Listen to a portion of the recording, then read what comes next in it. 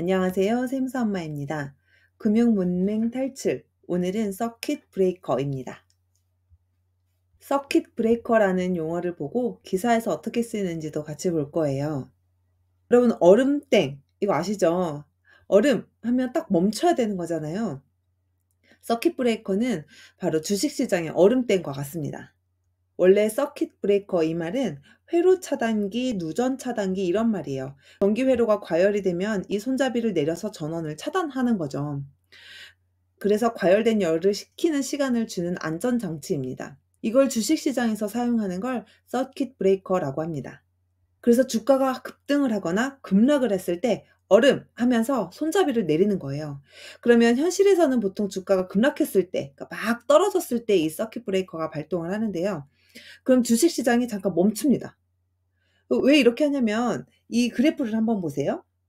이 그래프를 보고 있으면 어때요? 마음이 엄청 불안해지죠. 내 주식이 지금 휴지 조각이 되고 있는 중인 것 같잖아요. 그러니까 사람들이 막 팝니다. 주가가 떨어져서 사람들이 파는데 사람들이 파니까 또 떨어져요. 그래서 이 가격이 끝도 없이 막 하락을 하거든요. 이럴 때 잠시 셧다운을 하는 거예요. 자자 진정하세요 하면서 잠깐 생각할 시간을 주는 겁니다. 물 한 잔 마시고 숨 돌리고 오세요라는 거예요. 그렇게 하면 사람들이 쪼끔 숨을 돌리고 나면 패닉 상태에서 좀 벗어나게 되고, 그럼 사람들도 진정이 되면서 '아 그래 휴지는 안 되겠지?' 이렇게 한번 생각을 하게 만드는 거죠. 그럼 이 차단기 손잡이를 누군가 내려야 하잖아요. 이걸 누가 내리냐면 바로 한국거래소입니다. 한국거래소는 우리나라의 증권 시장을 관리하는 곳이에요. 여기서 차단기 손잡이를 내려요.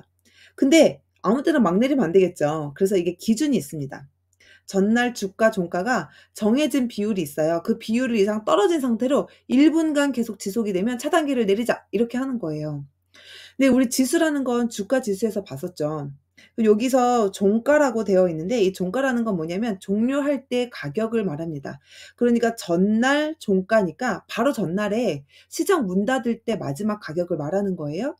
그래서 코스피 지수나 코스닥 지수가 전날의 마지막 가격보다 어떤 비율 이상 떨어지면 그 상태로 1 분이 지속된다면 '아 지금 너무 패닉 상태구나.' 하면서 손잡이를 내려요.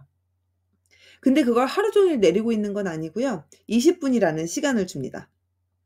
그래서 1 단계 8% 떨어지면 한 번 셧다운. 그다음에 전날 종가보다 15% 떨어졌네. 그러면 2 단계 발동. 이런 식으로 합니다. 그래서 자세히 보면 이런데요. 우리가 이걸 뭐 달달 외울 건 아니지만 '이 정도 떨어지면 달래 단계가 올라가는구나.' 이 정도만 아시면 돼요. 근데 사실은 이미 1 단계부터가 큰일이기 때문에 이 정도 떨어졌으면 뉴스에서 이미 크게 다루고 있습니다.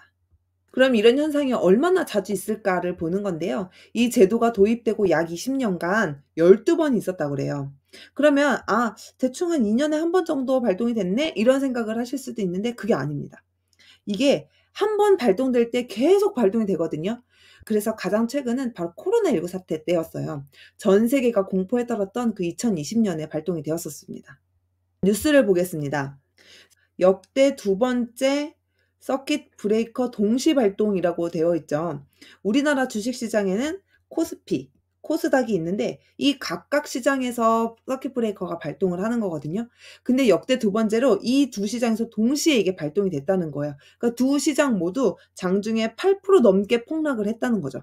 그래서 아까 우리 1 단계가 8%가 기준이었잖아요. 그래서 전날 종가보다 8% 넘게 폭락 막 떨어지면서 두 시장의 거래를 일시 중단하는 서킷 브레이커가 발동이 됐다라고 되어 있죠. 이렇게 국내 양대 시장에서 같은 날 발동된 거는 역대 두 번째다라고 하네요.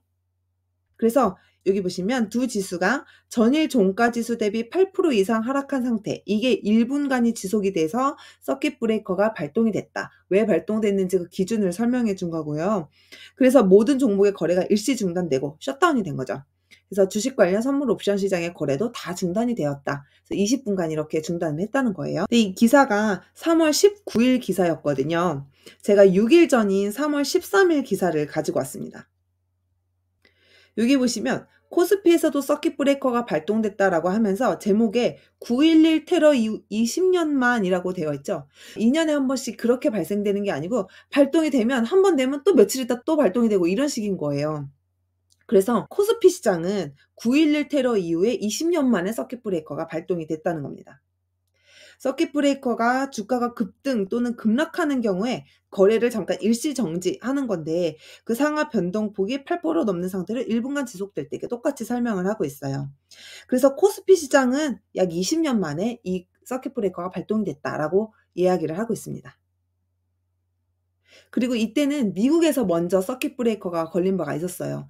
당시 주식 시장의 상황을 잘 드러내 주고 있는 기사였던 거죠. 이때 주식을 사서 많이 올랐다는 분 주변에도 많이 계시죠. 본인이 그러실 수도 있고요. 근데 그럴 수밖에 없었던 거예요. 이렇게 떨어진 게 20년 만이었으니까요.